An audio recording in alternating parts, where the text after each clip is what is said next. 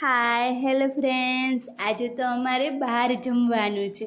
તો હું અને મારી બેસ્ટી અમે બંને બહાર જમવા જઈશું.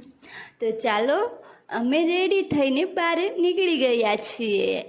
અમારા ગલીમાં હજી તો અમે એન્ટર થયા છીએ જવા માટે. તો સામેથી 4 વ્હીલ બાઇક અને ઘણા લોકો સામેથી આવતા હતા અને અમે લોકો જતા હતા.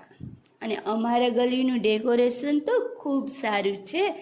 તમે જોજો, તમને પણ ગમી જશે ડેકોરેશન અમારા ગલીનું. અમે પછી અમારા ગલીમાંથી ડેકોરેશન જોતાં જોતાં હાઈવે પર પહોંચ્યા છે. તો આ હાઈવે પર પણ ડેકોરેશન તમને જોવા મળશે. અહીંનું જૂનાગઢનું ડેકોરેશન તો વાત જ પૂછવામાં.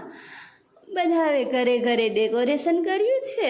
આજે તો ઘણી શોપો બંધ હતી, કેમ કે ન્યૂ યરના હિસાબે આજે ઘણી શોપો બંધ હતી. તો અમે લોકો વિચારતા હતા કે જમવા માટે ક્યાં જાય. પછી ફાઇનલી ડિસિઝન લીધું કે ઝાંઝરા ચોકડી માધવ હોટલમાં જશું જમવા. પછી અમે ત્યાંથી હાઈવે પરથી બેસી ગયા અને જમવા માટે રવાના થઈ ગયા. તો તમને લોકો ને અહીંયાનું ડેકોરેશન જોવા મળશે. એક કરતાં એક ડેકોરેશન સારું હશે. મને તો ખૂબ ગમ્યું અહીંનું ડેકોરેશન. આ ટફનવાલામાં તો ડેકોરેશન એકદમ જોરદાર હતું ડેકોરેશન. એમ આગળ જતાં જતાં પણ તમને ડેકોરેશન જોવા મળશે હો. એમ નહીં કે આ ટફનવાલાનું જ સારું ડેકોરેશન છે, એના કરતાં પણ ઘણી જગ્યાએ સારું ડેકોરેશન છે. અમને તો ડેકોરેશન જ હું તો જોતી હતી અને મારી ફ્રેન્ડ પણ ડેકોરેશન જોતી હતી. મને તો બહુ ગમ્યું ડેકોરેશન. આયા પછી તો અમે સ્માર્ટ બજારનું તો તમે જોજો ડેકોરેશન. એનું તો એકદમ જોરદાર ચકાચક ડેકોરેશન છે. એને બાજુમાં તો ડિજિટલમાં પણ જોરદારનું ડેકોરેશન છે હો.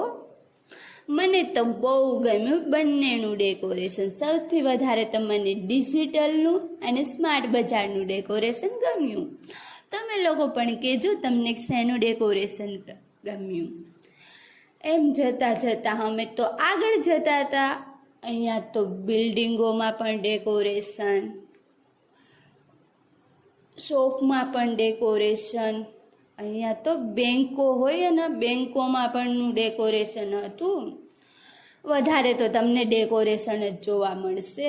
અહીંયા લાગવું જોઈએ ને કે તહેવાર છે એટલે ડેકોરેશન તો જોઈએ જ ને. પછી તો અમે ઝાંઝરા ચોકડીએ પૂગી ગયા.